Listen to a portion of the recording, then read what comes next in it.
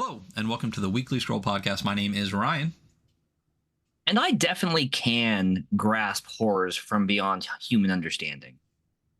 They won't affect me at all. Really? I guess. Yeah. Play to find out. I'll just understand them. There you go. And today we're going to be looking at CTHULHU Dark, I guess 2E, from Graham Walmsley. CTHULHU Dark is a rules-light tabletop role-playing game of bleak cosmic horror.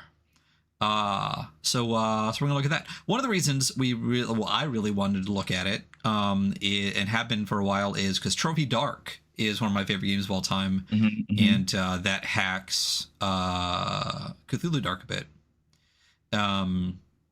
Makes sense. I see it. Yeah. What do you mean you see it? It literally is. It's CTHULHU Dark mixed with some Blades in the Dark. Yeah. But yeah, before we hop into that, though, we are going to look at a couple of things. One, we're fucking idiots, and for not one but two episodes, we have forgot to draw our winner for Hell Knight, the Black Rainbow Society, from Gabriel Quiroga, who is currently funding Liquid Steel with Macedonian Arts Council over on BackerKit. Go back that, but also if you liked that post, you have a chance to win this. I'm just going to give your address to Gabriel. They're going to mail you this book, and we're going to select that right now. So let me find where the heck I did that. Boom, here's our post. We're doing a giveaway. We got 17 likes on it. So what we're going to do is I'm going to go to a random number generator. I'm going to plug in 17. It's going to give me a number. I'm going to click on the likes. I'm going to count from top to bottom. And that person is going to get a DM, or I'll announce it and tell them to DM us. And we'll do that. So let's fucking do it. So 17. Random number generator. 1, 2, 17. I tested this beforehand. Seemed random enough. We're using random.org. And we're going to generate. Here we go. It is number 3. Low number. So we're going to click on the likes button, and we're going to go 1, 2, Zach H. Bommy Knocker Press is going to win the book. So I will shoot a message. Let me just well, this is not my normal thing. So Zach H, fuck, if I don't do that right now, I'm literally gonna forget to do it. So I'm gonna bring up a different page here. I'm gonna go to Blue Sky.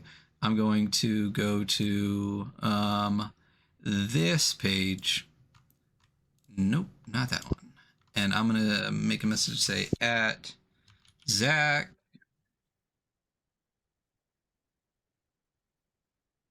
Bommy. Zach H.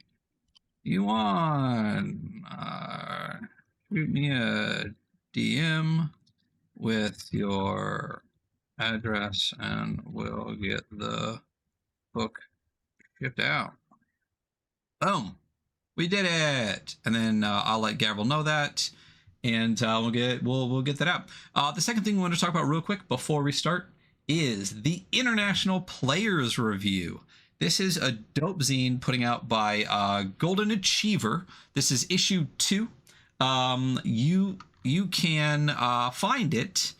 Oh God, what's it? It's golden-achiever.itch.io. It is a magazine of for game masters, players, and anyone who spends more time drawing dungeons than doing homework. It's a very old school style magazine for all things TTRPG. It's got a lot of great stuff in there. There's a really cool advertisement listed right here. Listen to the Weekly Scroll radio show. Not just doing this because we're in the magazine, but also because I really like Golden Achiever stuff, and magazine is really cool. This is issue 2 that's out right now. It is, I believe, free. It's $5 for you to snag that.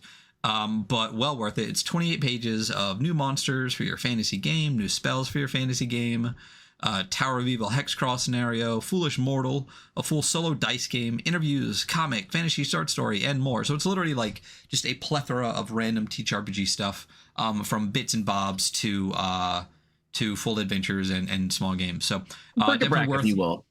Yeah, it's a bric-a-brac. Yeah. It's a bric-a-brac. kind of like an old school style, like knock-ish kind of thing. But I mean, there was a bajillion zines like these. I've stacked some over here from various things that I put out. So this looks really sick. Snag that, and play stuff with it, and then make stuff for stuff like this. Yeah.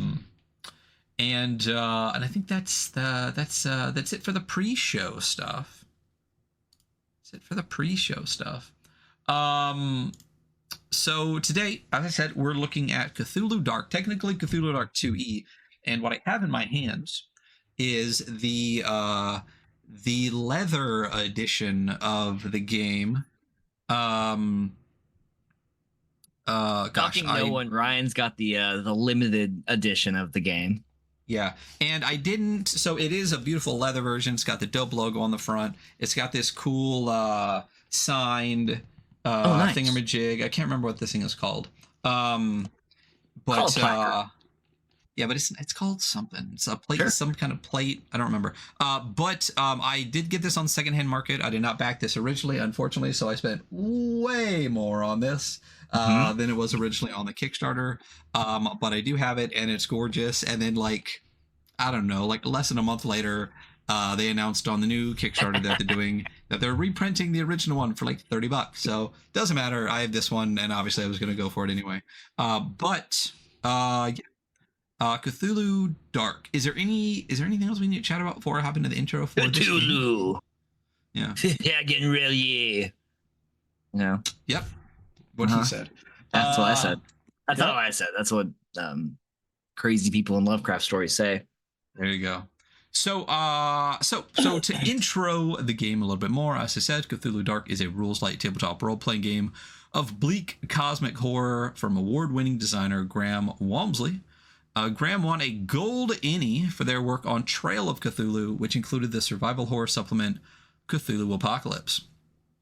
Cthulhu Dark was originally published as a 2-page game in 2010 on Graham's website, catchyourhair.com, hair as in the rabbit kind.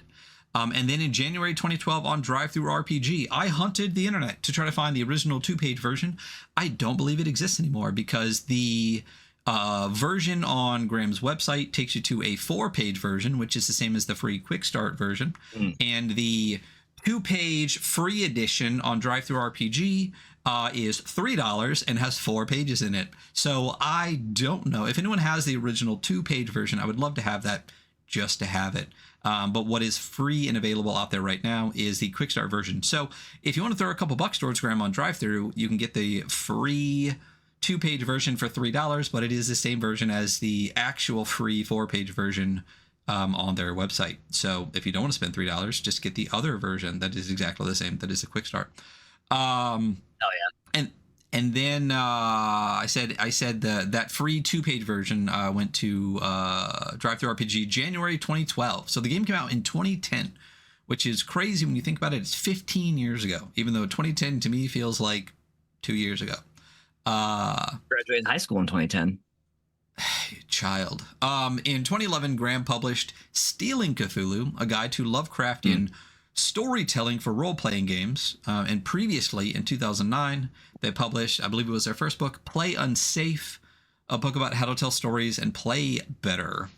Cthulhu Dark 2E launched on Kickstarter on May 29th, 2017, and was funded on June 23rd, 2017, with 1,747 backers for 71,835 pounds. Yeah. Which in today's money is $97,125. To make almost $100K in 2017 on a tabletop role-playing game is kind of nutty. Yeah. Well, yeah. It's interesting talking about their old projects and the one we're about to currently talk about, because it's definitely like an amalgamation of those things. Yeah. Oh, for sure. Yeah. And they even say that in the book. Yeah. In addition to all of that, there is also Cosmic Dark, a new project from Graham that is currently funding on Kickstarter. Cosmic Dark is a tabletop role-playing game of weird space horror set in a universe in which life, technology, and reality become twisted and wrong. Yeah. Just like real life. Yeah. And if you are looking for either Cthulhu Dark, which is incredibly hard to find in print, or Stealing Cthulhu, those are optional add-ons in the Cosmic Dark Kickstarter. So I obviously got all three. Very excited for that. Yeah. And again, I mean, I would have got this anyway, but if you wanted to get a regular Cthulhu Dark original book on eBay, you were spending like 150 to 175 bucks. So it's really cool that they're doing another print of it. How much was getting the leather edition secondhand? More than that. More than that. But well worth it. It is a very nice print. I wish it was leatherette, but you know, people like leather. It is what it is. So I think that's about it. Why don't we hop into the game a little bit? Because here's the thing: the game is very small, and the book is much longer. It is absolutely a rules light game. Yeah. You really could just play with the 4-page Quickstart. Actually, let's take a quick peek at the 4-page Quickstart that you can download. Be honest, I haven't read the 4-page Quickstart. I read the book. So well, I mean, they're basically the same thing. Yeah. So let's get rid of this and we'll go to here. So this is Cthulhu Dark. So this is very much like a pamphlet style thing. If you actually zoom to page level, you'll see it is quite narrow. Definitely printed as a pamphlet thing. And again, it is 1, 2, 3, 4 pages. That is it. And that's really all you need to run the game. You get your investigator, insanity, doing things, failing, re-rolling, cooperating and competing, suppressing knowledge, going insane, other clarifications, unanswered questions, and finally, that's it. That's the entire quick start. It's 4 pages, but realistically, if it wasn't, it's 1 column on each. If it was 8.5 by 11, it would only be 2 pages plus the cover because it would be 2 columns on each page. You know what I mean? So maybe this is a 2-page version, just like cut in half. Yeah, I can see that. But that is that. Rules light system for Lovecraftian horror. But Cthulhu Dark 2E, this is the cover for that. So what you get with this cover that slaps unfucking believably is this very eldritch, tentacle-y situation coming out with some purples and oranges and some reds. There's this cloud, this dark cloud, roiling clouds across the top with Cthulhu Dark written in the top right corner. There's this situation over here in the corner, which definitely looks like eyelashes going over a thing, kind of. You know what I mean? Like, gives me eyes a little bit. Yeah. There's something orbital going on there. Yeah. You know? The book, it's wonderful. It's I love how clean it is. It looks fantastic. And like there's no other words, it's just the Cthulhu Dark, just this vibey piece of art. It's dope. Yeah, thoughts? I think it's great. Yeah, I think it slaps. It's really great. So Cthulhu Dark, and then there is this this symbol here. I don't know if this is like a Cthulhu symbol. I used to kind of have a little bit of like love for Cthulhu, and then kind of fell out of the eldritch horror. I get love for it. I have a very good grasp of the eldritch horror stuff, and I don't recognize that mark. But also, I don't know everything. So, you what? Yeah, sorry. Whoa. I know. I've been telling everyone this whole time. I know everything. I've been lying, actually. So. Crazy. I know. That's crazy. But it is the same logo that is in gold, like embossing on the special edition cover book. It is shape. Look at it. It's very eldritch. So it's Cthulhu very Dark eye-ish. It's almost an eye kind of, but like kind of on an angle a little bit. On an angle, yeah. Cthulhu Dark, Graham Walmsley, Catherine Jenkins, Helen Gould. Cover art is George Catronis for the hardback and Nathan Paoletta for the leather, which I assume then is this logo piece here. And interior art by Matteo Bocci. Cartography by Stentor Danielson and text ornaments Nathan Paoletta. It's good. There is a little book part here. Cthulhu Dark is a game based on fiction. Any resemblance, blah blah blah blah blah. It lists who did what. Catherine Jenkins did Arkham 1692 and The Doors Beyond Time. Helen Gould is the author of Jaiwo 2017 and The Curse of the Zimba, and Graham Walmsley wrote all the rest of the parts of the book. And then we get to the contents section, which is unfortunately for a book that is, I believe, because the content section is like 3, 4. The content section alone is longer than the original PDF of the game. It's 5 pages, 6 pages of contents. So it is 196. It's 200 plus pages. And unfortunately, it is neither bookmarked nor hyperlinked. I love how content, like table of contents, it is. Yeah, like definitely. You're talking about every paragraph on like every page. I mean, if you look at page 27, there's 3 different entries here just for page 27 on here. So basically every heading possible is in here in the table of contents, not just like the sections. But once again, it is neither hyperlinked nor bookmarked, which is unfortunate.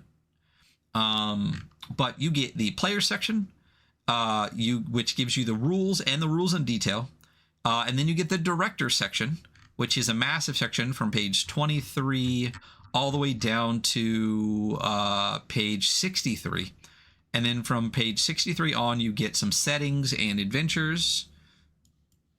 London 1851, and then Screams of the Children. Arkham 1692 and The Doors Beyond Time. Jaiwo, I feel like I'm saying that wrong. 2017. Maybe. And The Curse of the Zimba, and then you get Mumbai 2037 and Consume. So basically you get a setting set in a different time and an adventure for each setting, which is fantastic.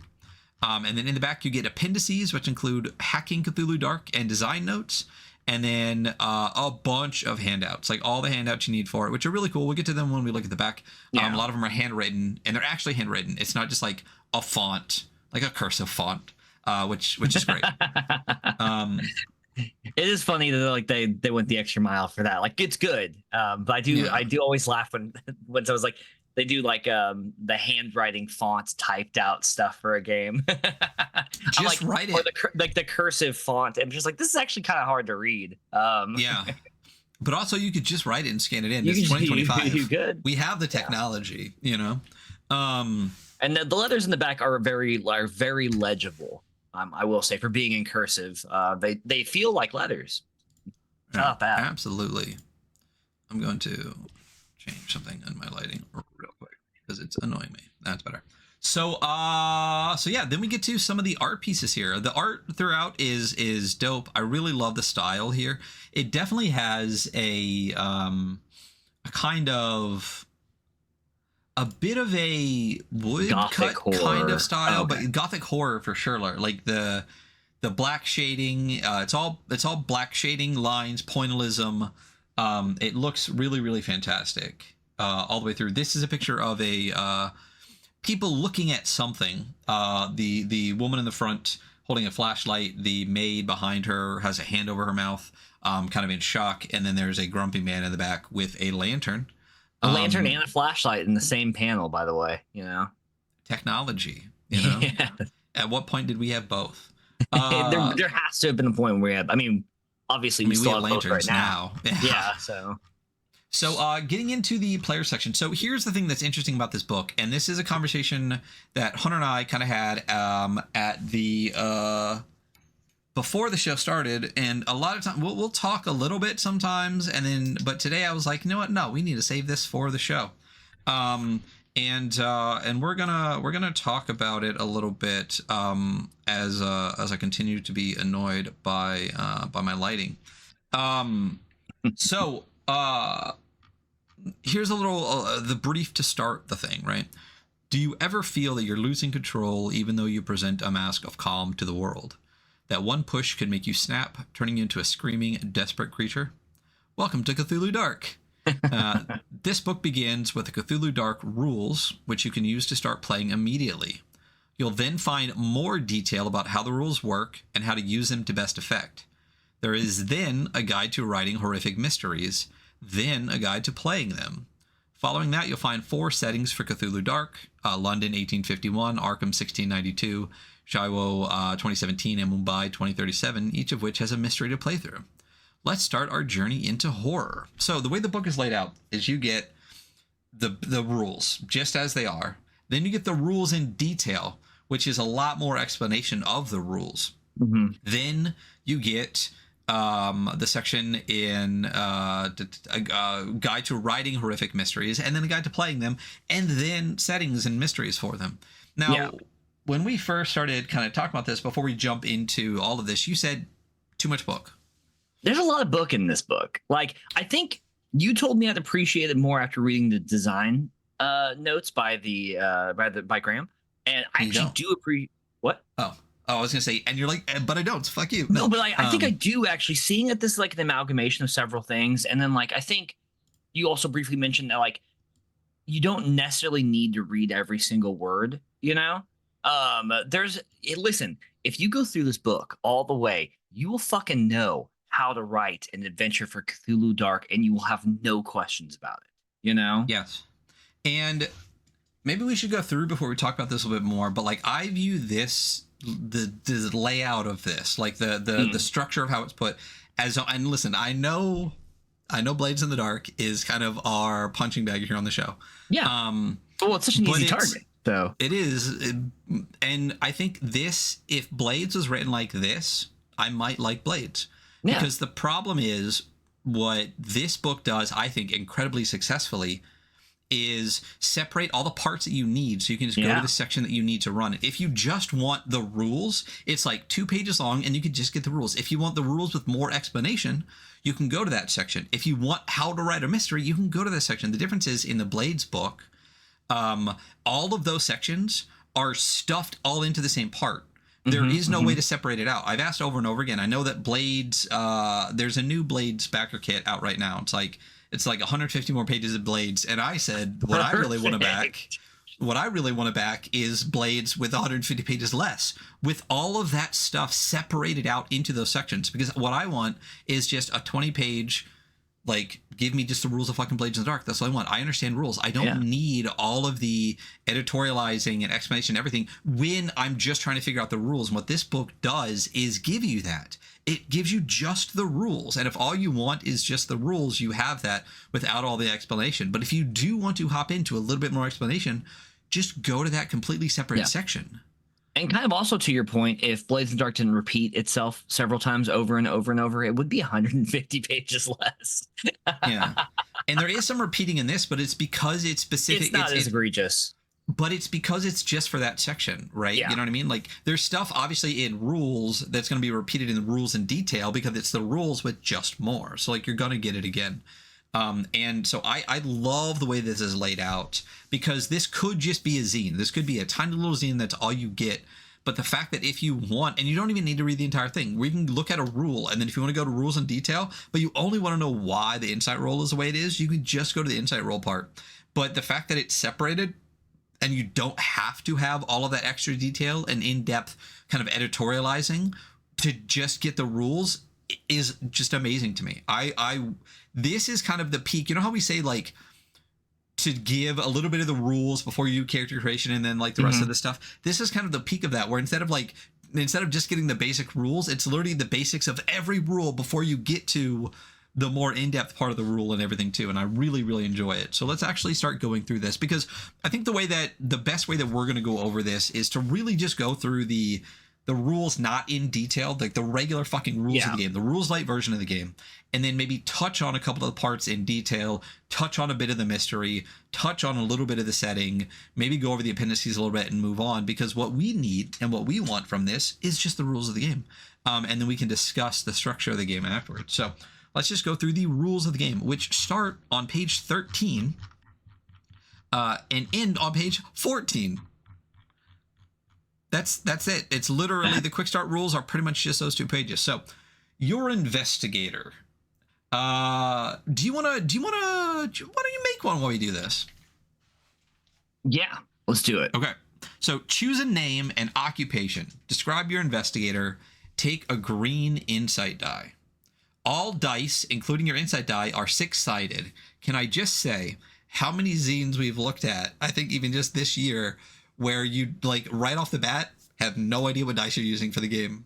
So it's really great for them to immediately say, hey, you're just using 6-sided dice. So choose a name. What's your name, bro? Bob Odell. Bob Odell. And what is your current occupation? And in this game, and we'll get to a little bit more, you're just a regular ass dude. Right. So we haven't got to this point yet, but you have like a job that your investigator does, but it's better to pick out a more detailed job description than a less detailed one. So instead of physicist, like quantum physicist. So you know what? I'm going to do quantum physicist. You're a quantum physicist named Bob Odell. There you go.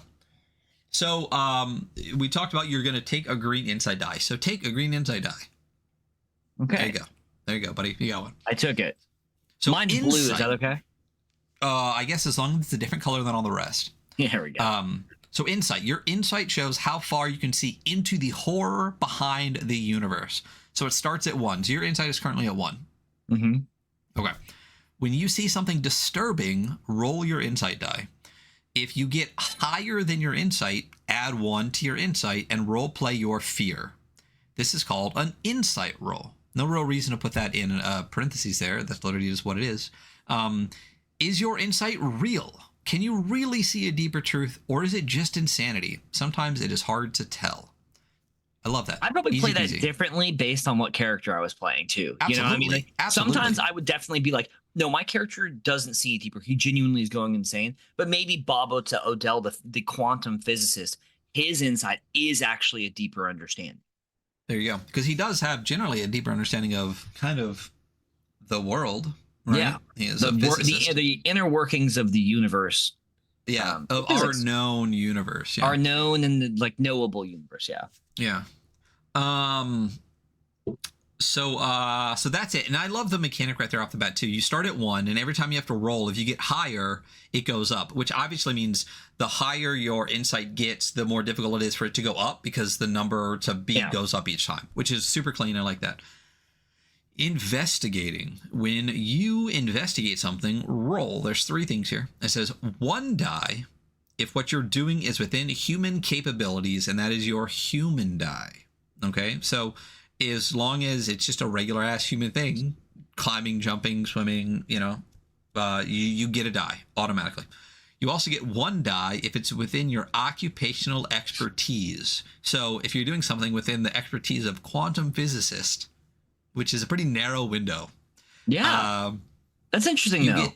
Yeah. And that's what you said. Like, it's better to have something more narrow, because if you're just like a jack of all trades, right? A handyman, you're just like, well, that's fucking everything, but you get an occupation die, and then you can also use your insight die if you will risk your mind to succeed. So it's kind of like a built-in way to push your roll a little bit by getting an extra die, but always risking that increase to your insight into what's behind the deeper universe. There's another mechanism for pushing your roll that'll come up here in a little bit too. There is. But I like how like the core mechanic is already built into like pushing your mind and what you see, how deep behind the universe as just a base, as the base. You could roll insight every time if you really wanted to. Absolutely, and then just slowly fucking lose your mind. Yeah, that's great. So if your insight die rolls higher than any other die, you make an insight roll as above. So if you're doing just an insight roll, like, you don't have to do an insight roll. If you see something fucked, you do an insight roll. But if you're just doing something basic and you added your insight die just to get that extra die, and it happens to be the highest roll, you still then have to roll an insight die. So you're always risking. Again, that's why I said it's kind of like a built-in push a little bit, because you always have the option to risk your mind. So then your highest die shows how much information you get. On a 1, you get the bare minimum, which means there's never like none, right? You always get something. I do like that there's not like a real like failure. Like it will always at least move forward the story a little bit. Yeah, they talk in the design notes too about like that was an important part of the game where like you're never going to hit a brick wall that would stop your investigation because of a roll. Like at the bare minimum, even if you fail, you'll get what you need to move the story forward. That was like a specific design choice, which is a great design choice. It's a great design choice because when nothing happens, it's fucking boring. Yes. Yes. Yeah. So on a 1, you get the bare minimum. If you need information to proceed, you get it, but that's all. On a 4, you get everything a competent investigator would discover. On a 5, you discover everything a competent investigator would discover, plus something more. For example, you might also remember a related folktale, rumor, or scientific experiment. And on a 6, you discover all of that, plus in some way you glimpse beyond human knowledge. This probably means you see something horrific and make an insight roll, which is fucking awesome. That if you do as good as you possibly can, it's too good.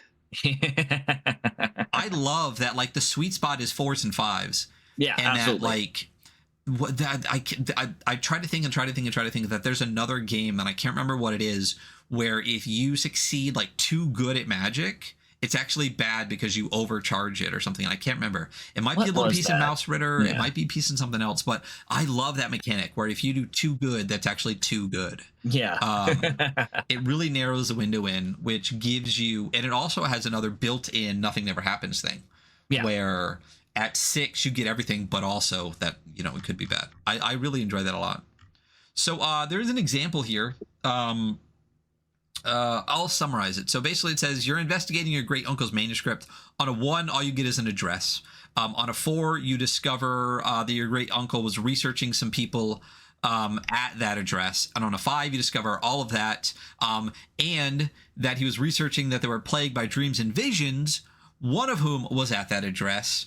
And then you also get a newspaper report of a Californian theosophist colony who recently donned robes of glorious fulfillment. And on 6, you discover all of that, and you glimpse beyond human knowledge.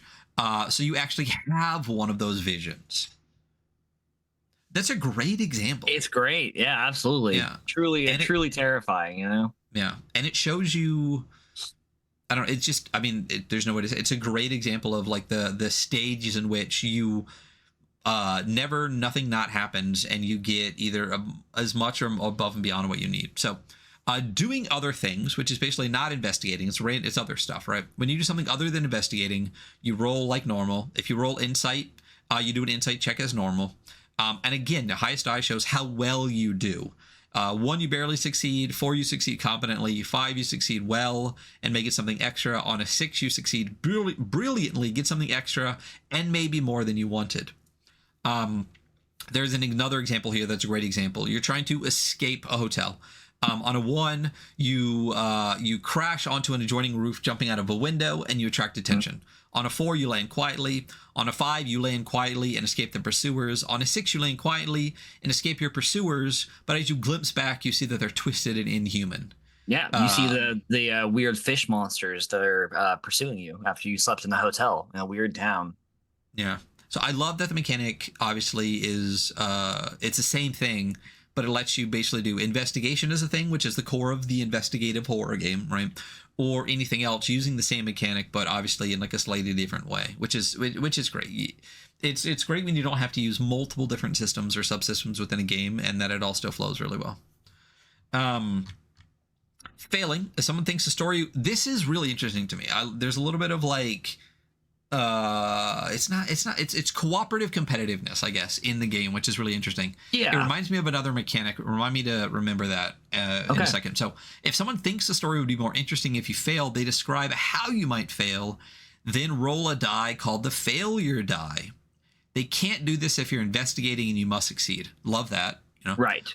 Good. If they're failure, right? And you can't like fuck someone else. You're all investigating together, so it'd be kind of fucked to do it anyway, but you know some asshole would do that. If their failure die rolls higher than your highest die, you fail just as they described. If not, you succeed as before with your highest die showing how well you succeed. Returning to the example, you're escaping from the hotel window. This time someone thinks you should fail. They both roll. The failure die rolls higher, so you're caught.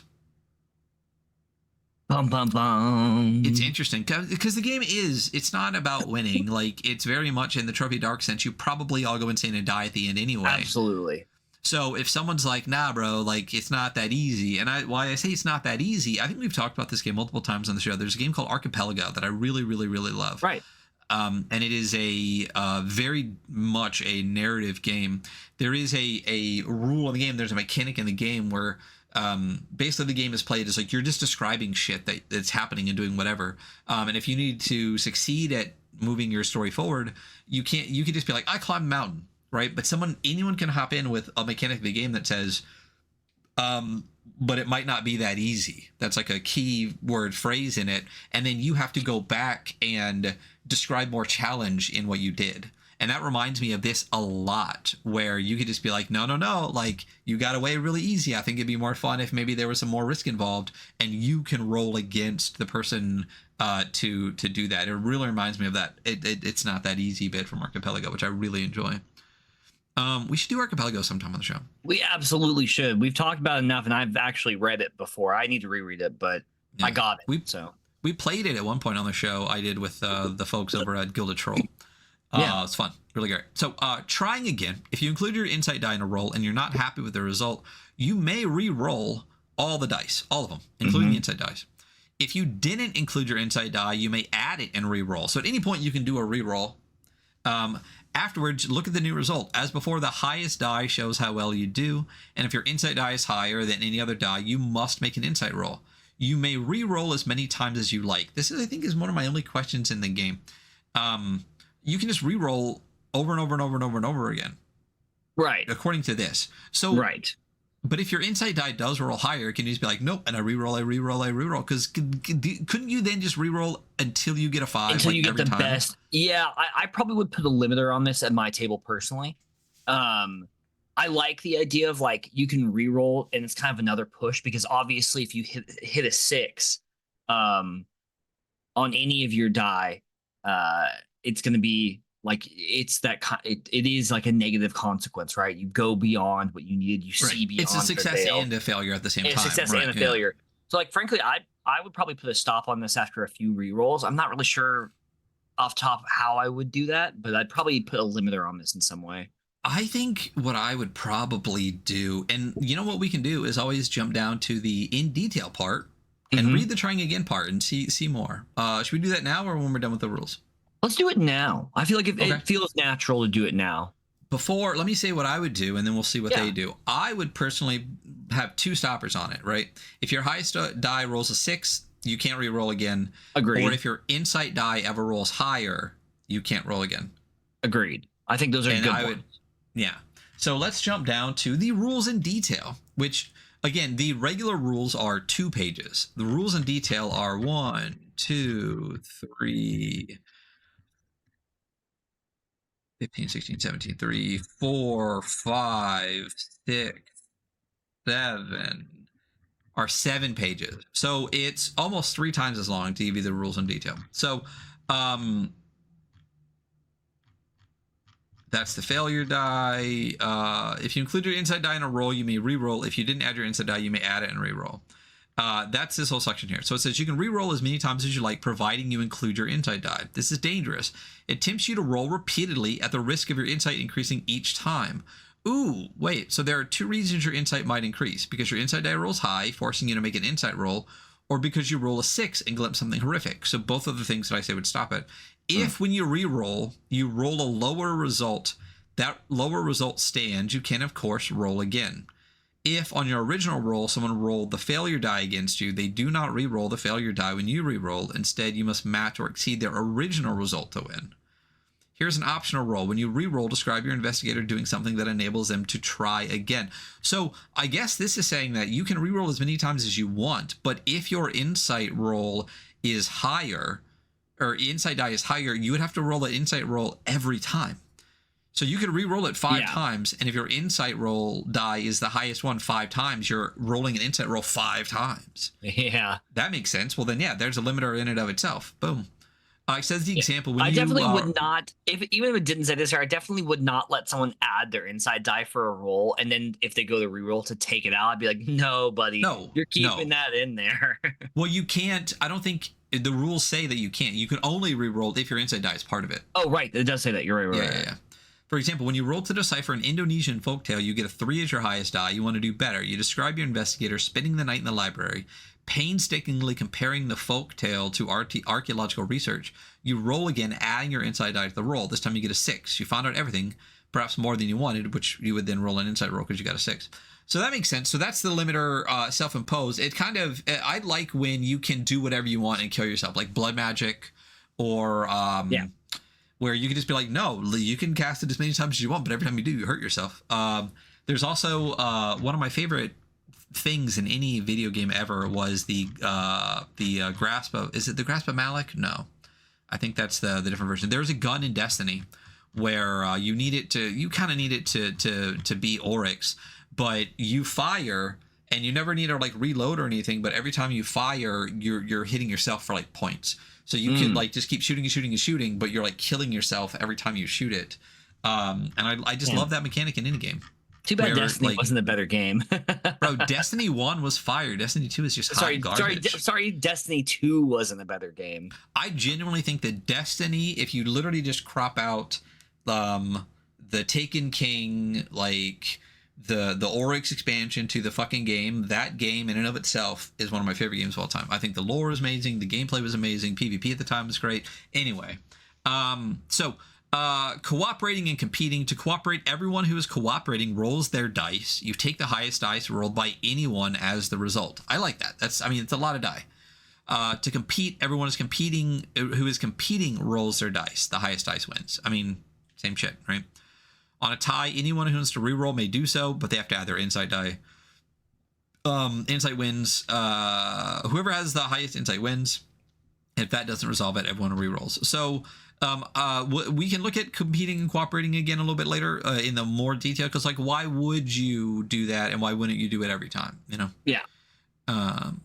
Fighting, I love this. And Trophy Dark uses the same thing. If you try to defeat any supernatural creature by fighting it, you will die.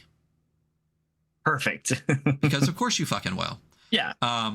Instead, roll to hide or escape. If you fight something that is not supernatural, or if you fight a supernatural creature but not to defeat it, for example, to fight your way past it, be clear about what you want from the fight, then roll as described under doing other things. So just roll as normal, right? And then again, in the section below, we'll see how we do that a little bit. Suppressing knowledge is a cool one. I love this. So when your insight reaches 5, you may now reduce it by suppressing knowledge of what you have discovered. For example, by burning books, defacing carvings, or destroying yourself. Each time you do this, roll your insight die. If you get less than your current insight, decrease your insight by 1. You may continue reducing your insight in this way when your insight drops below 5. Love it. I think it's like, I also think just like the imagery of like your investigator that's been like pouring through tomes and journals finally snaps and just starts fucking tearing them up and throwing them in the fireplace. Just like, get this horrifying knowledge away from me. It's great. Yeah, I love it. It's fantastic. I will say, you roll your insight die, and is that like an insight roll? Like, are you like, if I get higher than a 5, I'm fucked, right? It does not say that, so I would say no. That's my question, though. It doesn't say that this is an insight roll. It just says to roll your insight die. It says roll your insight die. We'll look a little bit lower, because even when it does talk about, it does say roll your insight die. It's not an insight roll. That is a curiosity. So let's drop down to suppressing knowledge and see what it says in the rules in detail. And this is why I like that. Yeah, there are both parts. Probably past where we just were. So past page 20.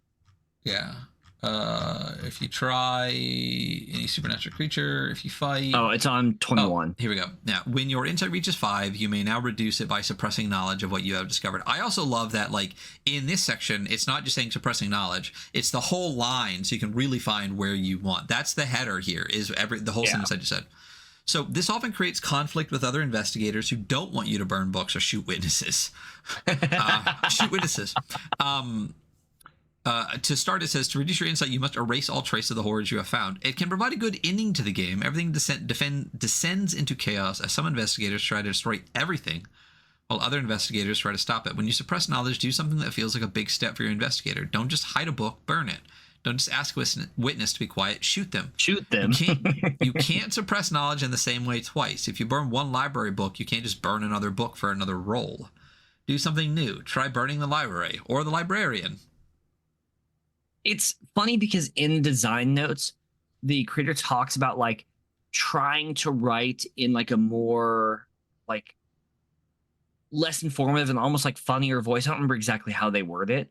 And kind of like moving away from that. But this section's actually genuinely pretty funny. You know, Yeah, it's it's informative. really funny. You totally get it, but also like I've read this before now, but I still laugh every time I've read this. Yeah, just shoot them. Burn the library. Yeah. Burn the librarian. It's great. So I don't think that it is an insight roll. I don't think it ever goes up, because at that point the mechanic kind of switches over. Yeah. Because you can't just be like, oh, I roll it, oh, I roll it, oh, I roll it. You need to be describing this the entire time, and people can be fighting against you to stop it. So it's not like it's an easy thing to do. When you try to suppress knowledge, it literally says it could be a campaign ending thing, a game ending thing, because people are trying to stop you. So I think that is the limiter, is the narrative. I just love how chaotic and Lovecraftian, like cosmic horror that is, where one of you just fucking goes berserk and starts just creating a chaotic environment where they're just destroying the stuff you need for the investigation. Everyone else is like, whoa, whoa, whoa. Yeah. And then at that point, you could literally physically try to stop them. And then you go into the doing other things like fighting roles, where you're trying to see who like contains him before the torch gets tossed in and stuff. It's great. So understanding the full horror, there's 2 sections left in the rules, and that's it. When your insight reaches 6, you understand the full horror behind the universe and leave everyday life behind. To the outside world, you appear insane. This is a special moment. Everyone focuses, I believe that's spelled wrong, Focusses, unless I'm... on your investigator's last moments of lucidity. Yeah, it is spelled wrong. Go out however you want. Fight, scream, run, collapse, or go eerily silent. Afterwards, either make a new investigator or continue playing, but retire your old investigator as soon as you can. Per the Collins Dictionary, that is a accepted spelling of focuses. Ooh, interesting. Yeah, I got that faux cussy. Final points. Cthulhu Dark is a game about doomed investigators, so don't play to win. Instead, enjoy losing. Enjoy watching your investigator's mind slowly break. The rules leave certain questions unanswered. Who decides when to roll insight? Who decides when it's interesting to know how well you do something?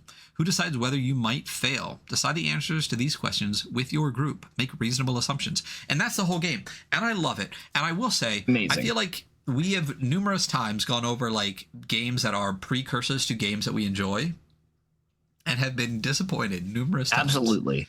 I'm not disappointed in this. I want to play this, and you can see where Trophy Dark came from.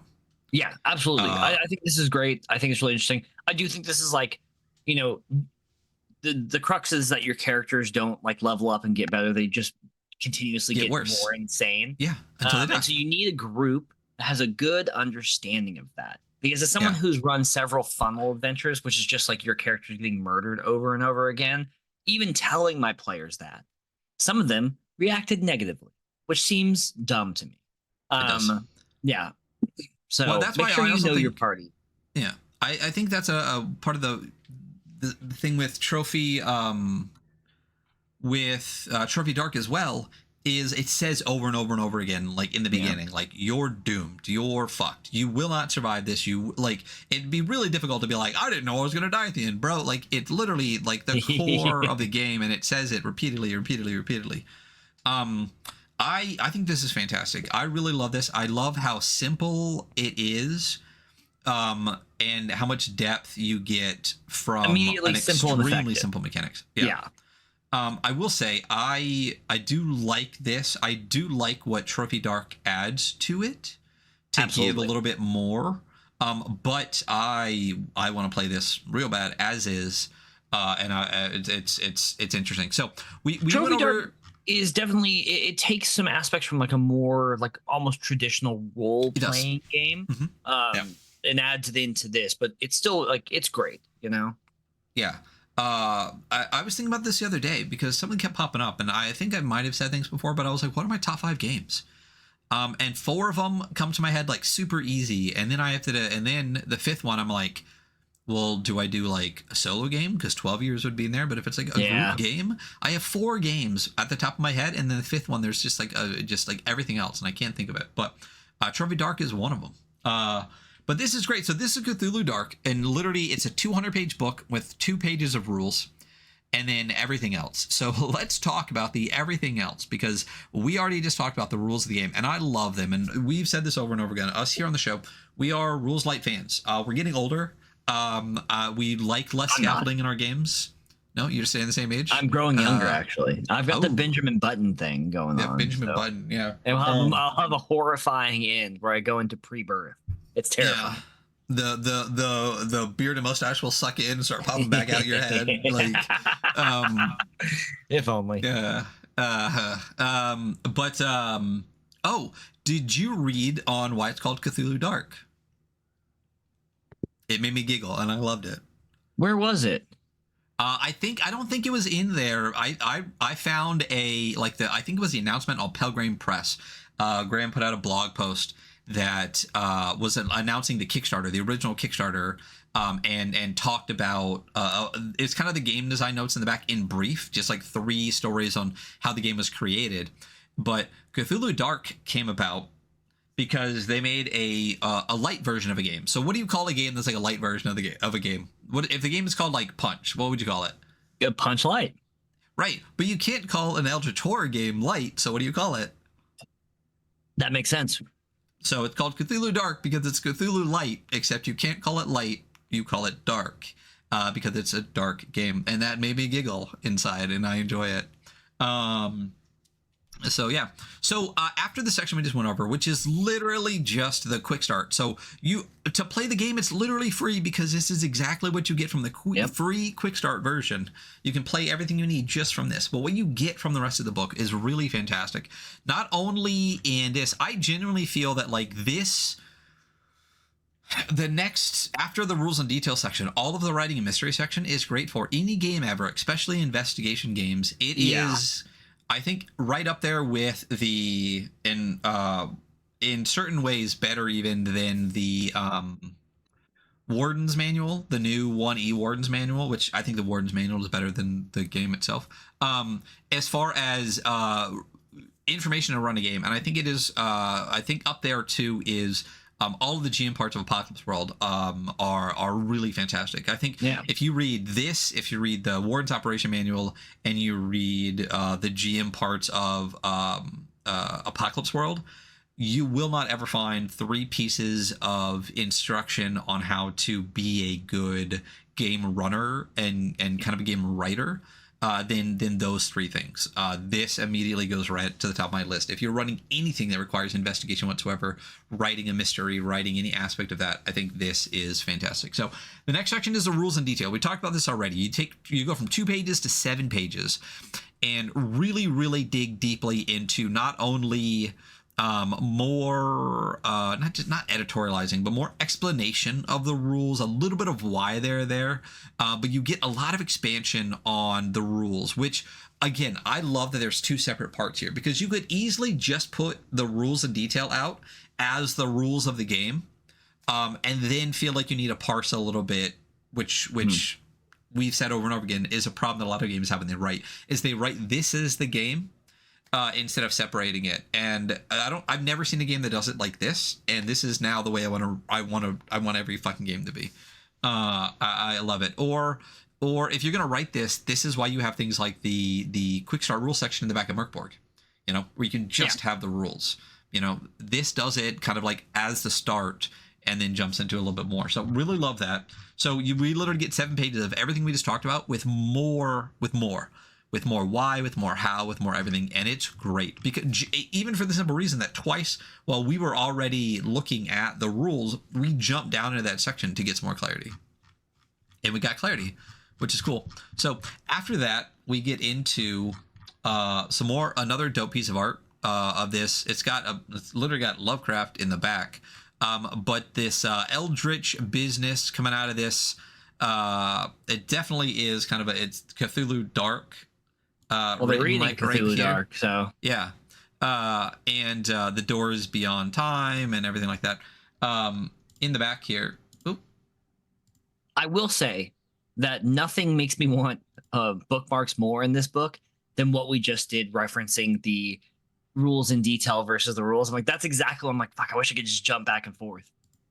Yeah, my Acrobat froze, so give me a second, and Good. If it doesn't Adobe's working well, y'all. unfreeze. Don't worry. I gotta fucking get rid of Adobe. I read somewhere that they're like auto putting everyone into a higher pay tier that's got AI bullshit in it, and I'm not doing that. What sucks is that I really only use 3 parts of Adobe, which is Illustrator and Acrobat and what's this one called? The audio one, Audition, are really the only 3 parts that I use. And but it's almost cheaper to get the entire suite than it is to just pay for those 3 individually. And it sucks. I think I could find something different than Audition, but Illustrator and Acrobat it's really hard to find something like better than them. I mean, obviously with Illustrator, I could switch over to some Affinity stuff, which I do have Affinity to, but man, Acrobat is like the best PDF tool ever. Yeah, my shit is completely close the program. I'm shocked this hasn't happened before on the show, actually. That Acrobat kind of froze? Yeah. It's usually I don't maybe you have more problems with it than I do, but I don't have any problem with it most of the time. I don't have it super often, but it does happen to me in Acrobat. It definitely freezes. Perfect. We're doing great, guys. Some technical difficulties, you know. Oh, it's been a while since we really had that, but we're back. Yeah. And let's restore. No, it doesn't take us back to where we were. And if it was hyperlinked, we could jump straight down. But it's not, which I mean, it's definitely going to be a big knock. This is big enough and detailed enough that it really needs it. It is absolutely big enough and detailed enough to need it. So okay. So we're gonna breeze kind of through really just like the headings of like the whole next session because man, it is in depth. So again, dope piece of art here.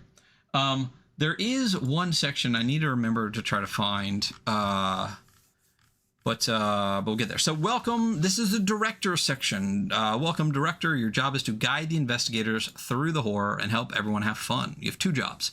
You are a performer. You present something to horrify and inspire the players, and you are a facilitator. You help the players who tell their stories as their investigators experience unimaginable horror. Imagine yourself as an artist who gives the players a half-finished canvas. You wash with dark colors, with glowing patches of alien beauty. You give hints of lurking horrors. Then you let them complete the painting. Most importantly, your job is to creep the players out. Aim not for full-blown terror, but for a lingering uneasiness. And do this for real. Try for a horror that makes everyone, you and them, genuinely uncomfortable. It isn't about evil monsters with waving tentacles. It isn't about chanting cultists. It's about things that creep us out, that drive us mad, that make us lose control. Love that. So, we get a lot of sections here. So, cosmic horror, mythos, and insight. Cthulhu Dark tells stories of cosmic horror. The greater forces are the mythos, as in like the Cthulhu mythos and everything, and you know, Lovecraft and all that kind of eldritch, shit. Scary things. Yeah. Mysteries and hubris. I do like that section though, because like basically it just is talking. The mysteries and hubris is talking about like this is a mystery game. And it's the hubris of your investigators that kind of lead them down a terrible path. The hubris that they believe that they're intelligent investigators that can tackle these problems when really these problems are beyond the like kin of human understanding. Yeah. And that's great. And that's kind of like the core of a lot of the Cthulhu stuff is just like, yes, you like, and my favorite part of the Cthulhu mythos when I read it, was the entire idea of like cosmic indifference, right? That there are things that are bigger and greater than us that do not give a fuck about us, and the universe as a whole does not give a shit that we exist. Like this is not a heliocentric universe. This is not an extremely egocentric idea that somehow someone out there with more power than us gives a fuck that we are around any more than we give a shit about ants. Like there's something I read before. It's definitely an internet bit, and if people haven't read it, you should find it. But there's this whole section that talks about Cthulhu basically in the concept of like in a way that makes you really understand it. Because for those that don't know, Cthulhu is just like could destroy the world, but it's just the priest of things that are above and beyond even their power, right? That Cthulhu could bring about these eldritch beings, right? And actually bring them back into our universe. But the idea was like, what if you walked into your kitchen one day and you saw a circle of ants and you could hear the ants chanting and somehow they're chanting your name? What would you do, right? Because like what you could do is just stomp on them and just be like, they're ants. Like who gives a fuck, right? Like, but you go, Well, this is interesting and weird. Yeah, Let me I put my iPhone down and I play brain rot content.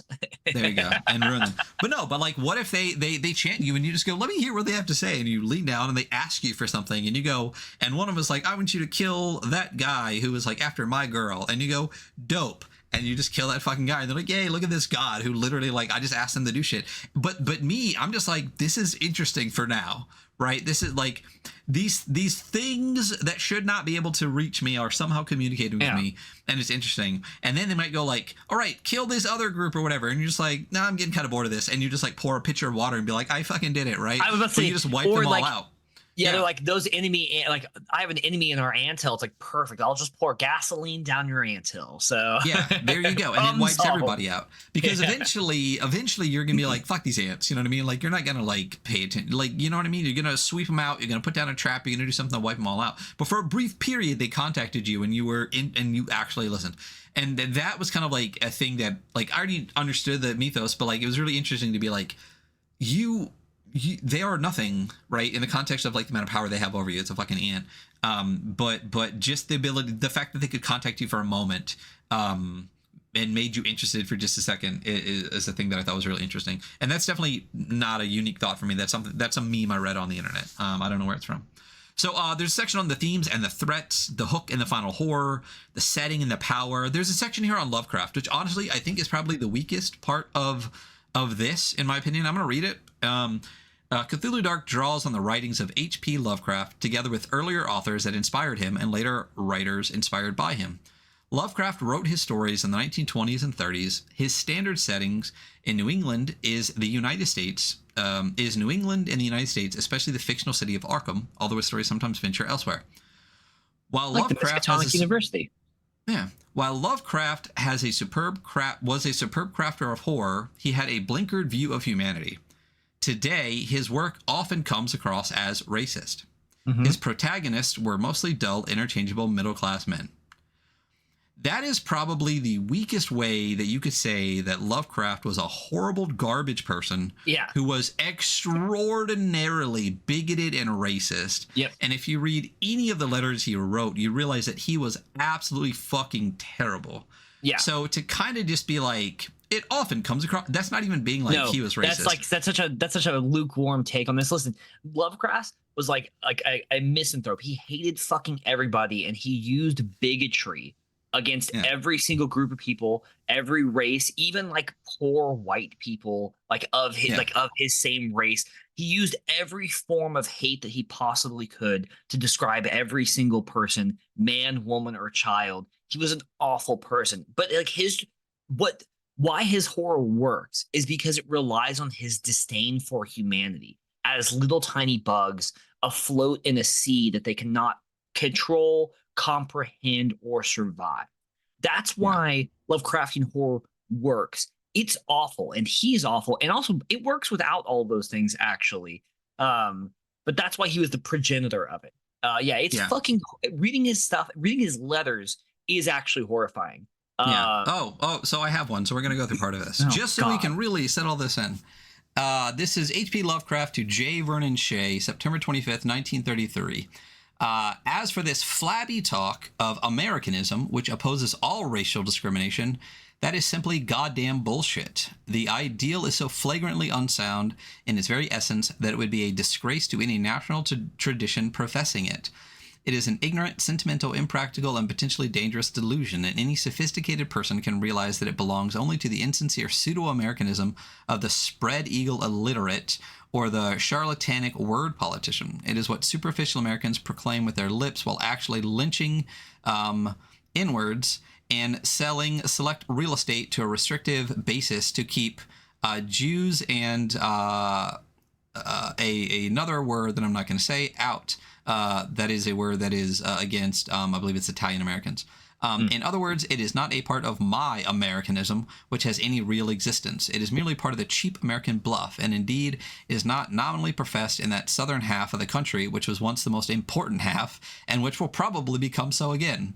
Ever since 1924, American immigrant legislation has, under the very thinnest of veils, discouraged the immigration of racial elements radically alien to the original American people, and I do not believe this sound policy will ever be rescinded.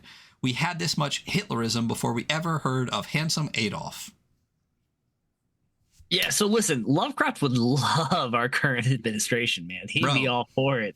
Big fan. So I do love all of this book. I do think that extremely lukewarm take could have been a little bit less lukewarm. Yeah. Regardless, when you play, try to move beyond this. Tell stories about a wider range of people than Lovecraft did. If you do, you'll discover you have more stories and more interesting stories to tell. I think it's also lukewarm because I think like for you writing using Cthulhu in the title and like writing in this realm, like I think you need to out loud and strongly denounce it as evil at like those like viewpoints if you are entering the space at all. And if you're like, hey, yeah, try to move beyond like the hatred of this. It's like, no, if you are playing this game, you are not allowed to be a racist, bigoted piece of shit, you know? Yeah. I will say, and I will give a little bit of like, not the benefit of the doubt. You like write whatever you want into your games and stuff. Absolutely. But I will say this game originally written, I think this part of it was like 2017, which you should always be against a thing, right? But it's definitely like the indie TTRPG space has definitely become much better about calling this stuff out after 2017, like after 2019 and everything like that. It was much more kind of like not just acceptable but kind of expected to call it out a little bit more. So I will give it is what it is. We're moving on from that. So there's a whole section in writing a mystery. So what is it about? Where when and where is it set? Finding the horror is a great section that I really enjoyed. It says, from what you know about your mystery so far, what is the thing that unsettles you or scares you? That thing will become the horror. You'll represent it as an alien threat. Really great. Themes, the threat, and what is the final horror. I like that section too. I love the idea of like writing down your first idea and then like continuously kind of rewriting it until you have this final horror that fits.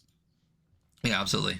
How does it start? Prologue, locations, people, like this. There's 6 tips about locations. Like this gives you so much fucking detail about every aspect of not only like specifically investigation, but just adventure writing in general. It's crazy. The 6 tip for locations is high value like stuff. You should use it for writing locations, you know? Yeah.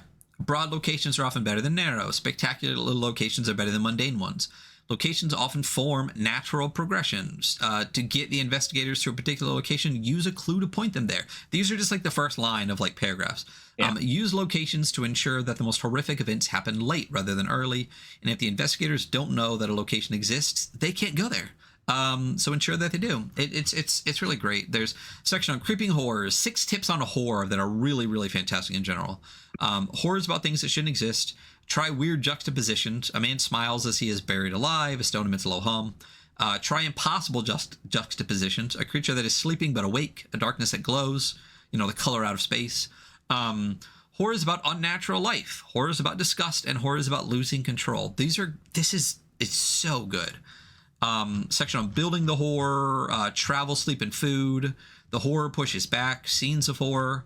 A whole section here now on rewriting the mystery. So basically you write it and then a whole section on rewriting it and the things that you should look at, what you've done, and the things you can add and change to it. So a section for the director, a section for the technician, shortcuts, red herrings, distractions, some technical issues. I love this page. This is the whole box page about like common shortcuts, but basically it's like shortcuts to the investigation that the investigators could take. Like, how can they break your game? It's a really cool section. Yeah, there's an entire section here on how to nullify those shortcuts to make sure that their narrative unfolds in a way that allows a horror to unfold, which is an interesting way to think about writing adventures, because we talk about like we don't necessarily want to railroad them, but actually you kind of do in an investigative adventure. And there's a whole section about that later. Yeah. A whole section about like railroading, like a chain of events, like the railroad. Yeah, because investigating is a little bit different than like a regular adventure, and it's definitely not OSR. It's definitely this is a story game. Like when you read through the director part, Graham was part of the Forge, and then part of story games, blogs and everything like that. This is investigating is specifically about the narrative, not about I'm fine with that. having so am I. I don't like railroading and like like dungeon crawling adventure games just because I don't think it really makes a lot of sense. But like in a narrative structured game, like you almost have to. And with this, like you could like railroad where there's just a couple branches they can follow that kind of lead to the next thing. So they can still take their own path that they choose or follow the clues they want to follow, but you are trying to lead them to a place. So they do need to get there. Yeah, they need to get there, and there might be parts that you don't want them to get to before early. Yeah, and there's a whole section on that, which is fantastic. Right here, there's a railroad section. So you imagine it's a chain of scenes. Oh, so yeah, it's right next. It literally talks about it. So the descent, the monster, the tempter. So the host, the guide, the storyteller, like a finally section. So, and then on a whole section here. So writing the mystery, rewriting the mystery, a whole section now on playing the mystery, which includes getting ready to play, hosting the game, everything. I mean, again, like the amount of in-depth information is crazy, and it's good for anything you're playing. Even a whole section here on like how to explain the rules of the game. Like it literally gives you like 3 different ways to explain how inside die work to characters, like or to players. So and then a breakdown of like rolling to investigate, rolling insight, how to explain to your characters what 1, 2, 3, 4, 5, and 6 mean. This is just like amusing for me that I'm thinking right now. But this game almost isn't Cthulhu Dark. It is a guide to writing like cosmic horror adventures. Also, the system for Cthulhu Dark is included in this, so you can use it. But it's almost like Ultraviolet Grasslands. Like it's actually about the Ultraviolet Grasslands. There is a system in the book that you can use to run it, but it's really about the guide to running this. Well, yeah. I mean, that clearly is. It's the rules plus a massive guide. Like and that's what's different. Like if you just want to play the game, get that little 4-page thing for free. If you want all of the rest of the amazing information to run it effectively, both as a player and as a GM, that's why you get the fucking book. And that's what, the 1,700 plus people decided that they wanted to do, which is fantastic. And I love that. We've talked about this over and over again. If you want people to play your game, obviously, like we live in this very capitalistic hellscape where I think a lot of people have now feel this need to monetize the hobby and think that, like there's this, like, you have to get paid for the work you do, right? But if you're a new writer and you put out a game and you make it a $50 PDF, you're going to get a lot fewer people playing it than if you make it free, develop a community, and then put out a book, right? So for Cairn, Merkborg, like how many games out there, Mouse Ritter, that are completely free PDFs that have had like hundreds of thousands of dollars and like Kickstarters and things backing it because they make the game available to people and then build up the tools around it, the community around it, and things like that. So the fact that this is a free game is fantastic, and that again 1,700 people were willing to pay to get all of this other information is interesting. So I get it. Again, I get why 1,700 people backed this. I mean, that's a crazy number of backers, especially in whatever year that was. What year was it again? 2017. 2017. Yeah, that's an insane. That's a truly insane amount of backers for 2017. Yeah, that really is. Yeah. A whole section here. Now we're getting into like talking about elder things, ghouls, creeping horrors, King in Yellow, settings and themes for all of these. Again, we're only on page 57 of like 200. So this is playing the adventure. And then we're going to get into the settings. We're not going to go over any of these. Buy the fucking book. So we've already talked about what the settings are. There's some cool stuff in here, by the way. Yeah, they're fantastic. Yeah. Really in-depth settings and then adventure that goes for each of them. We talked about this before, what the 4 settings are. That is London 1851, that is Arkham 1692, that is Jaiwo 2017, and then Mumbai 2037. And then after that we get to the appendices, which are page 177. Ooh, I scrolled right to it. Another beautiful piece of art.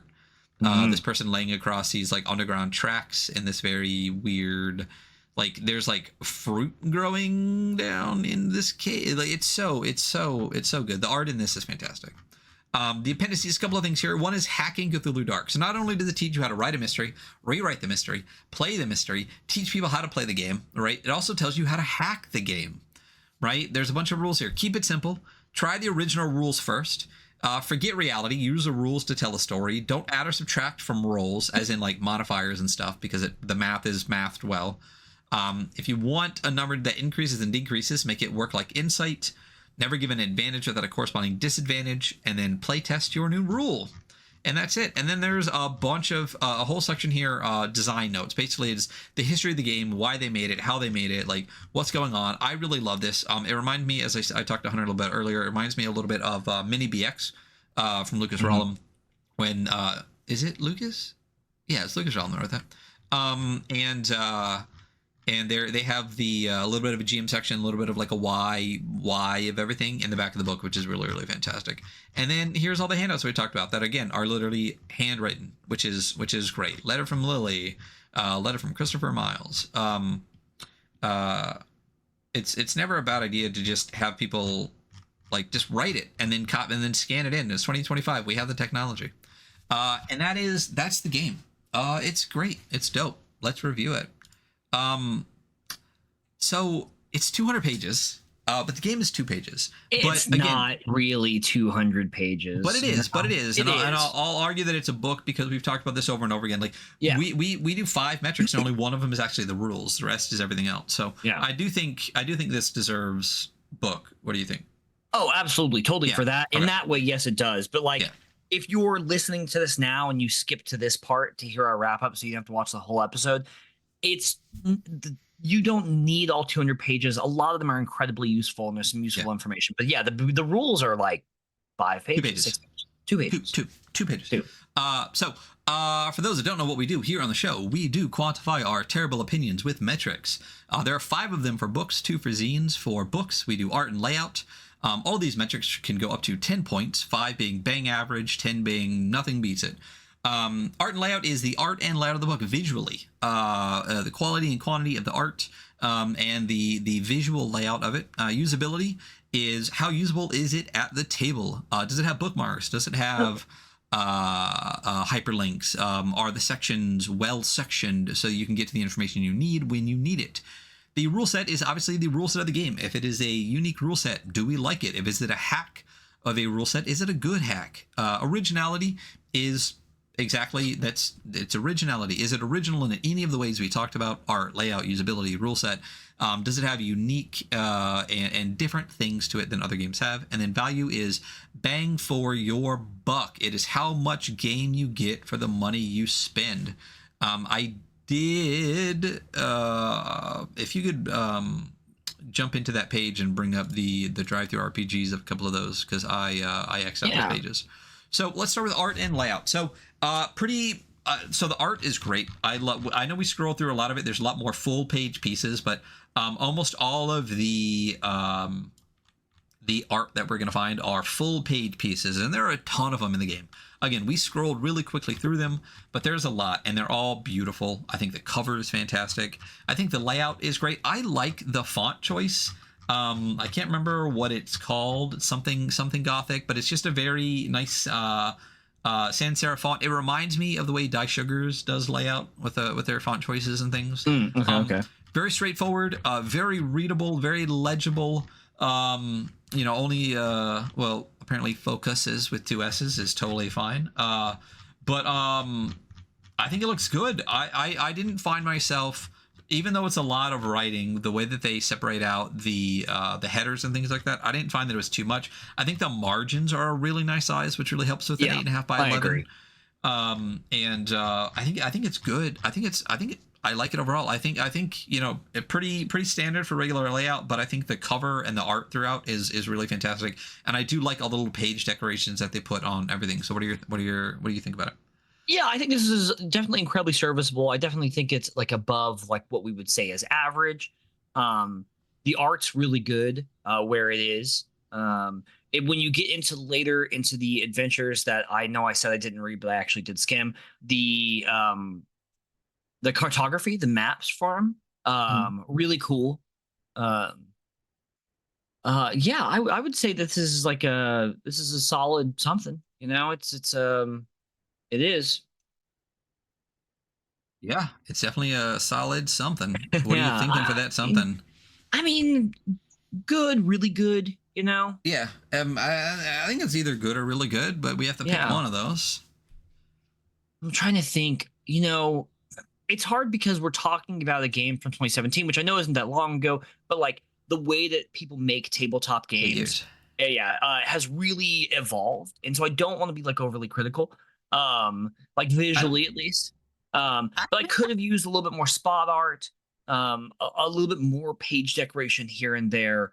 I think would have gone a long way for me. So I'm thinking that this is probably for me like a 6-ish.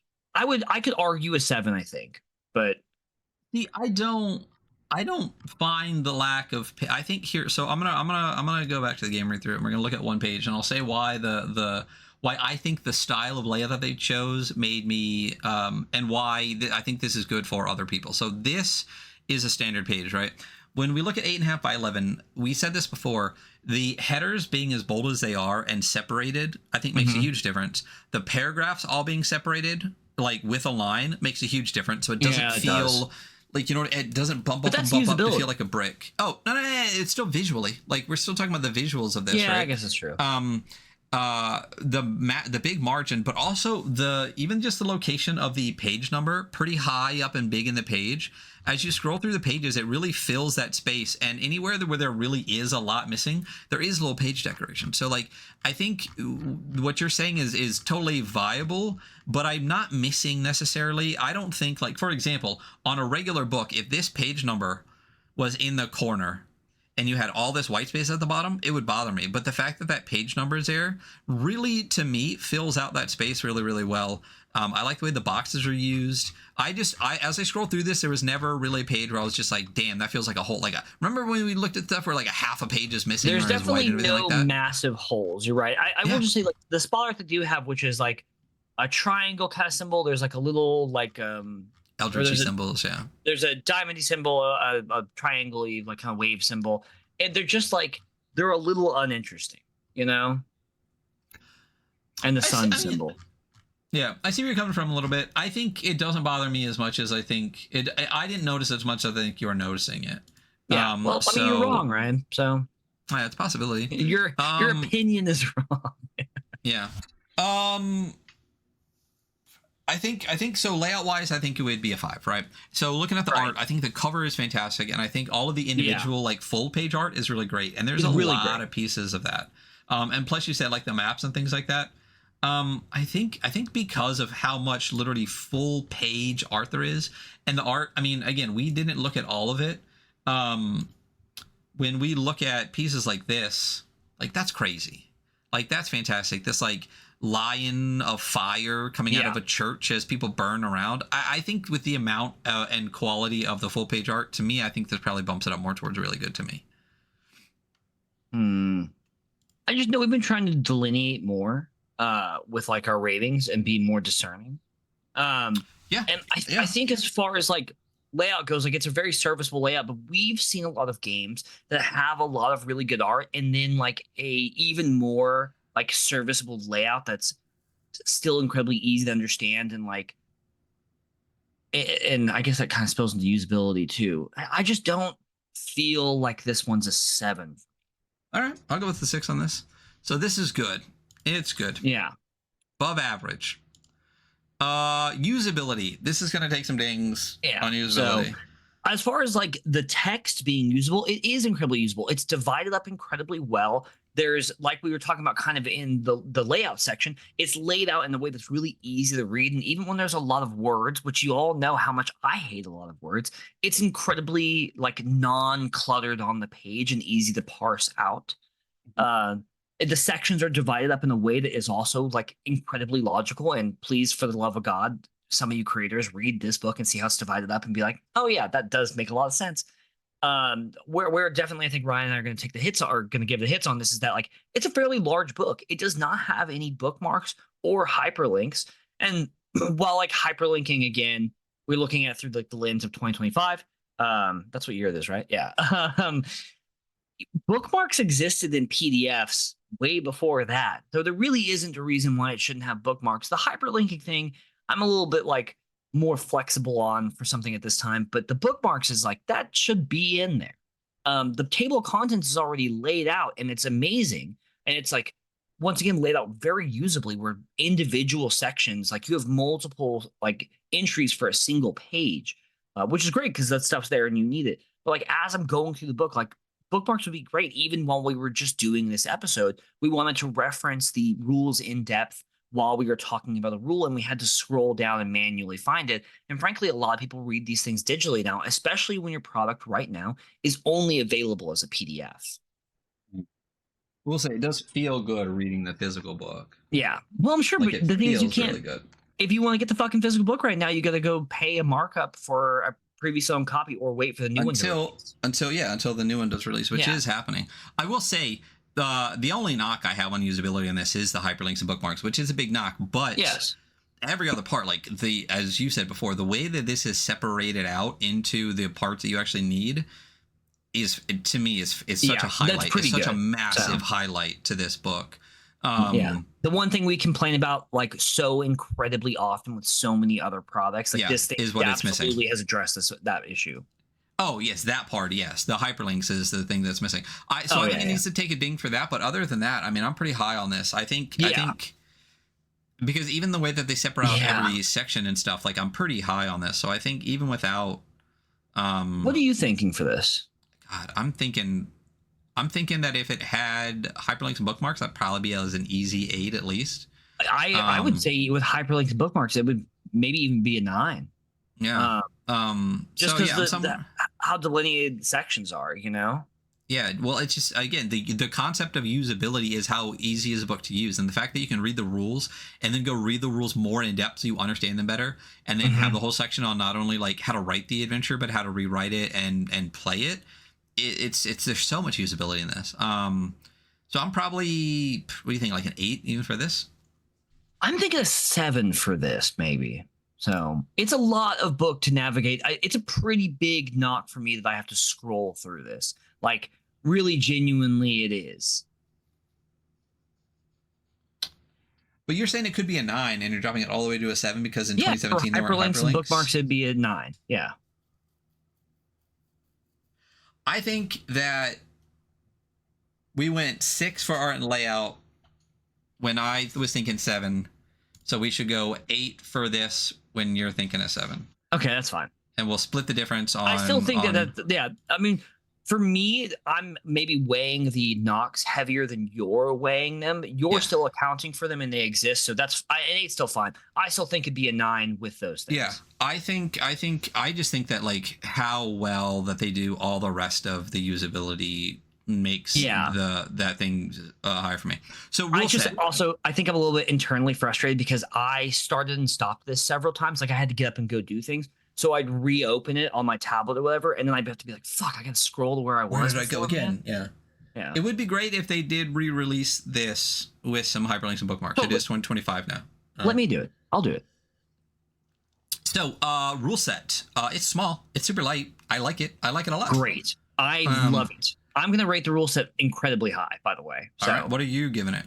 I mean, so listen, you're all going to think I'm an insane person, and you're probably right. I've seen beyond the veil of the universe, but one of the games I've given the highest rating to was 9 Lives of Valhalla because it picked one thing and it did that one thing incredibly well. This game has picked almost one thing. It's one-ish thing, and it does that thing incredibly well in a way that guides the entire game. Your 3 die roll, your potential 3 die roll, because you could only roll 1, or you could roll 2, or you could roll 3, and how easy they are to understand and how like well reinforces and how that's the entire game. And frankly, I think it perfectly works, that being the entire game. I'm thinking 8 or 9, man. Here's my thing. Okay. I think, man, I'm irritated that we did Trophy Dark and Trophy Gold together. And how did we give a 7 on art and style? I think that book is gorgeous. I think that was probably a mistake. Yeah, it probably should be an 8. And honestly, if we just did Dark, I think we even talked about it. If we did Dark by itself, to me, the rule set's an easy 9. Yes, absolutely. What did we give the rule set? An 8. We did Dark and Gold together, though. Yeah, we did kind of mix the two together. And honestly... We should go back. And just do Dark. You and I in our free... Even if we don't even do an episode, you and I in our free time should just re-release a score for that. Well, art and style would go up by 1. Rule set would go up by 1. So it would be a 43. I think Trophy Dark is better than this. I do. I think for a lot of reasons. I think the way that Trophy Dark does the rings of the adventure going in. I think the expansion to the character creation system, because there isn't one in this basically. This is a case of, if this was a zine, right? Which is not really. We're not doing a zine score. I would be like, yes, I think this does the thing that it does really, really well. But if we're going book on this, which I think it is, even though it's only 4 pages, this is what's hard, because we are doing a book. But if it was just the 4 pages, we would do a zine. It's difficult. I can't give this a higher score than Trophy Dark, because I think Trophy Dark takes this, adds some stuff to it that I personally think is a better game. Yeah. But I do think that what this wants to do, it does about as well as you can do. For me, I think the rings thing is like maybe your most valid point from that, in my opinion. Like for me, I think the character creation with like the way that they do like the. I think it's really cool. I don't necessarily think that you need it for this. I mean, this game is so. It's a different game. I'm saying it's a different game. I don't think you need it for this. I'm just saying that I think that the way that they expanded on the game, using this as a base, to me is better. I don't think I could give this better. And I would give Trophy Dark a 9. I would give Trophy Dark a 9. So yeah, I would give this an 8. I think this is I'm fine. I said 8 or 9. I think 8's very valid. I think you've made some good points about Trophy Dark, but I think as far as character creation and stuff goes, like being able to just write down your job and your name and that be your character, I think is actually a strength of this. And it almost plays into like the creator's like history of like kind of Vampires Masquerade LARP, you know, where like you don't like you're role playing this character. You don't have like a lot of life points you're tracking. It's all like a narrative thing, you know? Yeah. It's interesting. I think again, this is a weird one, because if this was a zine, if we were doing a zine score, because we do rate them differently. Yeah. I think that your point about Nine Lives of Valhalla stands very well. That like as the rule set, it only being 2 pages, it doesn't have any more or less than you need for it. I think it's fantastic. Yeah. It has everything that you need with nothing that you don't. You're right. You don't need HP. You don't need anything beyond just your job and a name to play this. And every kind of role you want to do is the same role, just with different kind of outcomes. And then I even think of like zine scores that we've given stuff to. And I just think it's difficult, because we talk about this all the time. Like, how do you contextualize this when we compare this to other games? And why is something like Kingdoms a 10? Dude, Kingdoms is so good, though. It's the depth of the system. It's the depth of the system. Like, you can do something like Nine Lives of Valhalla, where it really only has one rule. But there's a lot more than just the one rule. Like, the core aspect is kind of one rule, but there's a lot more to it than that. It does more than just one rule. It just has like one core mechanic. But to me, it's like, I love a simple game, but when does a game that does depth simply become better than a simple game? You know what I mean? Yeah, I think that's a really valid experience that we have reviewing these. So it's a fine line that we walk. Yeah, I think that's why this to me is an 8. That's fine. I'm okay with that. All right, originality. So here's where we're going to take a knock, because this is a total like rip of classic Lovecraft, you know, which is fine. Narratively, yes. Mechanically, though, at its time, like no HP. Everything we just said basically gives us points for originality. You have no character creation. You basically have nothing. It is super simple. It's super straightforward. So I think narratively, obviously, this isn't trying to be original, because it literally is Cthulhu, right? It's literally like, I want to play Cthulhu games the way I want to play them. So originality on that, zilch. It's like I do a Star Wars game. Like, obviously it's not original. You're just doing a Star Wars game. But I think mechanically, especially at its time in 2017, especially when you read through the history of the game design notes and why they did what they did and everything like that, and that at the time there wasn't really games like this a ton. You know, I think mechanically there's a lot of originality in this, and in everything we talked about with the simplicity and stuff, I think takes it up. So I think I'm a little bit high on the originality on this, because also, like, how many other games have we read like this mechanically even? I mean, now we play a lot of Dice Bowl games, you know. But I think I'm kind of high on this. Yeah, I think I'm kind of medium high on this. I would say that mechanically adds a lot to it. Narratively, obviously, adds nothing. So I'm kind of at like a really good, you know? Yeah, but also, I mean, let's also then look at the originality in, let's look at product structure, right? Let's look at game structure. The rules in depth, and then literally one of the best. Yeah, that is pretty good. Because we're looking at the whole book, not just the rules. We're looking at the whole book.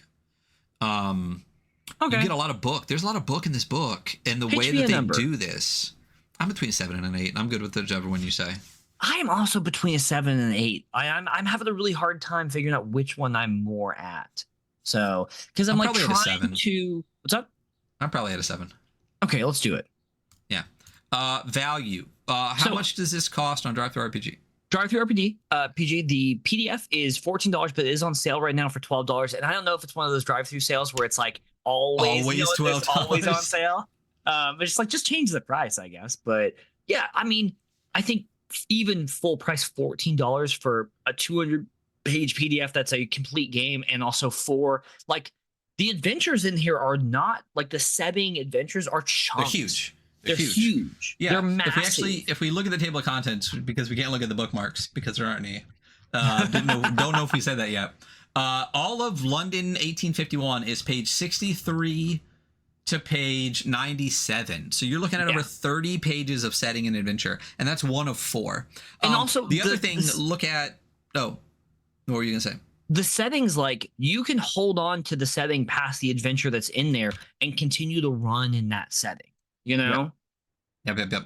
So the other thing, though, above and beyond that, Cthulhu Dark 0, the Cthulhu Dark preview. So what that is when Cthulhu Dark was coming out on Kickstarter, there was this like preview version you could get as a Kickstarter backer. So they threw that up there on Kickstarter. Cthulhu Dark 0 gives you all of the Cthulhu Dark stuff, but you also get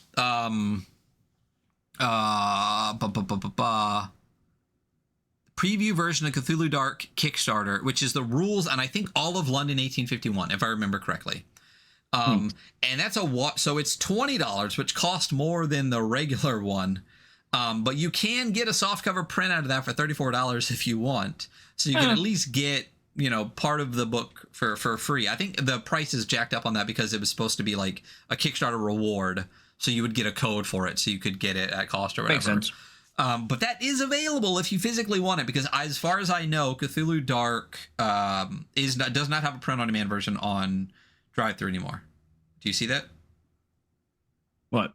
Are you looking at the Cthulhu Dark page? It does not have a print-on-demand version, right? No, I am looking. No, it does not have print-on-demand. Sorry. And that's why it costs like $1 bajillion. So $12 for the book if you want everything that we just talked about. But again, the core 2-page game, free. You can't, and then you can just do what Graham did and just run every Cthulhu game ever just with this instead. You bet.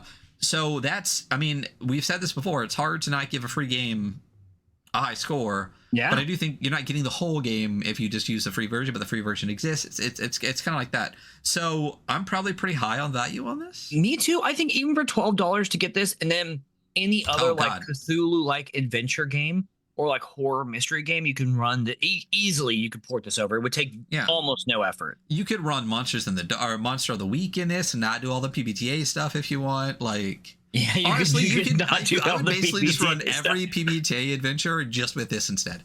I would absolutely do that. It would be more fun for me. So I'm probably at like a 9. I think I'm at a 9 for this.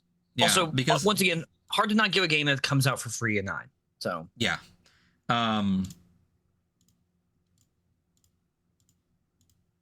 Pretty decent spread of scores. It's a 38. Yeah. It's crazy because verify there. We talk about this. What was the last game that we reviewed? Oh my God. It was last week and I've already forgotten. What did we do last week? We did Violence. What did we do before that? Printweaver? Yes, Printweaver. This literally got the same score as Printweaver, 38. Nice. We have, I think we've been more 38s than anything, but how weird it is the spread difference, because in the game they got a 38, which again, as soon as you hit 40 on our show, as if our show fucking matters at all to anyone, it doesn't.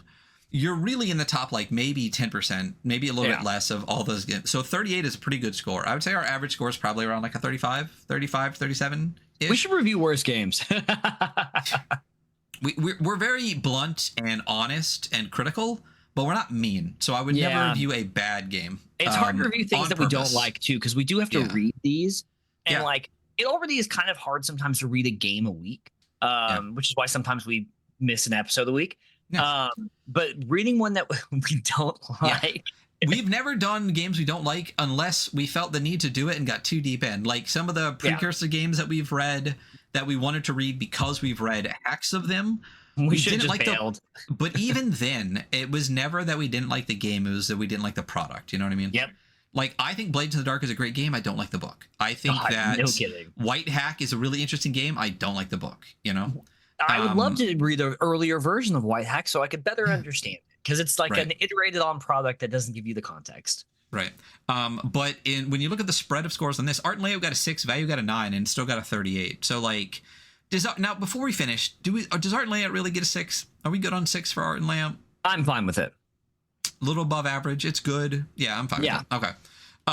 So 38 for Cthulhu Dark. I think this is, again, it's a great game. I want to play it really bad. I think the interesting thing is how much more product you get than game in this book. Yeah. And I think it's worth it. For $12, I think the PDF, just even if you didn't get the free part of the game, just for everything else you get, all of the information on playing, running, explaining everything about game is, in my opinion, at this point, crucial information to running and playing any type of investigation game, no matter what. And as I said before, I think the mix of the all of the GM stuff and principles and everything from Apocalypse World, I think the WOM from Mothership, the Warden's Operation Manual, and I think that this book are 3, in my opinion, necessary, crucial parts of game design and game explanation and adventure writing for anybody who wants to be a good adventure writer, designer, in general. I think it's fantastic. This is in my top 3 best editorializing game guides ever. Last thing I want to hop over to real quick, I think we touched on it a little bit, but I do want to look at the page, is Cosmic Dark. Cosmic Dark is the game that's currently funding. We're not listen, again, we're not sponsored by anyone. We just think this shit fucks. And we thought this was a good idea to do Cthulhu Dark because now we can talk about Cosmic Dark. Cosmic Dark is currently on Kickstarter right now. It is Graham's new project. It is a tabletop role-playing game of weird space horror from the award-winning author of Cthulhu Dark. It's got 24 days to go. It already has 940 backers and close to $70,000. So it's already pushing that's 50,000 pounds. So with over 3 weeks to go, this looks fantastic. There's a great trailer. Click on that. Really cool stuff here. Just want to go through the beginning of it a little bit. The cover also reminds me very much of Cthulhu Dark. It's very much just like the logo with some really cool vibey stuff and like the background going over the logo a bit. I really like the setup here. It also says there is no character creation. You just start playing straight away, making characters as you go. And in the campaign, it says the Cosmic Dark campaign takes you from your home planet to the edge of the galaxy, where an astronomical object called the Glitch dominates the sky like a golden wound in space. Across 6 scenarios, you'll discover the secrets of Extraxa, the amoral corporation you work for. You'll journey to the heart of the glitch, where time, space, and reality become warped and wrong. So it looks fantastic. If you liked anything we talked about Cthulhu Dark, you should definitely back Cosmic Dark. And if you want Cthulhu Dark, back this so you can add Cthulhu Dark as an add-on. I think it's only like $30 or something like that. Totally worth it. So that is going to be us. I think we decided what we're going to do next week. We're not going to tell you just in case we don't do it, then we're not liars. Thank you everyone that watched. Yeah, go back that stuff. We'll make sure the link to the Kickstarter are below, and we'll see you all next week. Bye. Bye.